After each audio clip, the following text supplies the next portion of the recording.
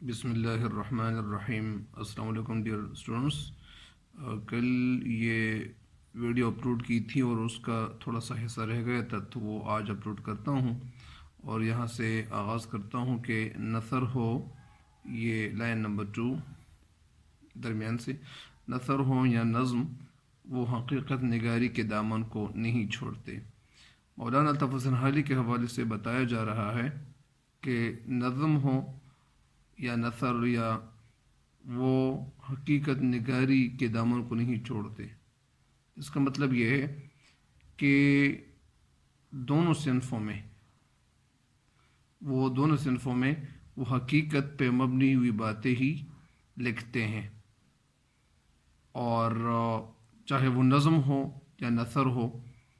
انہوں نے 1857 کے ہنگامے میں چونکہ مسلمانوں کی بربادی کے حالات دیکھے تھے، یہ حالات جو تھے ہندوستان میں، تو انہوں نے 1857 عیسوی کے ہنگامے میں جو ہنگامہ ہوا تھا، اس میں مسلمانوں کی بربادی کے حالات، جو مسلمانوں کی بربادی ہوئی تھی، اور اس وقت مسلمان جو تھے وہ مار کھا رہے تھے، کیونکہ ان کی جو تعلیم تھی وہ بھی کم تھی، اور وہ زیادہ تر انگریزی تعلیم سے یہ نفرت کرنے لگے تھے، تو لہٰذا وہ مار کھا رہے تھے۔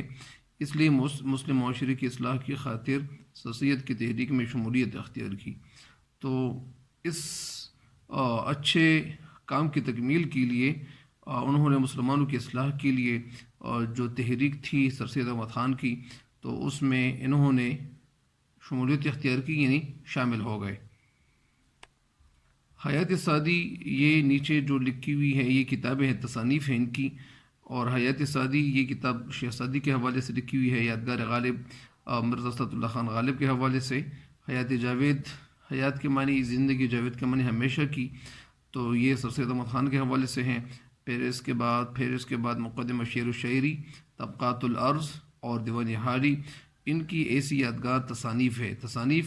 تصنیف کتاب کو کہتے ہیں، اور یہ ان کی ایسی یادگار تصانیف ہے، یادگار کتابیں ہیں، جو انہیں شہرت دوام سے متصف رکھیں گی۔ متصف یعنی صفت لوگ کرتے رہیں گے، کیونکہ انہوں نے جو کچھ مسلمانوں کے لیے کیا تھا، اور ان کی زندگی جو وقف ہوئی تھی مسلمانوں کے لیے، تو ان کو آج بھی لوگ سراہ رہے ہیں، آج بھی لوگ ان کی تعریف کر رہے ہیں۔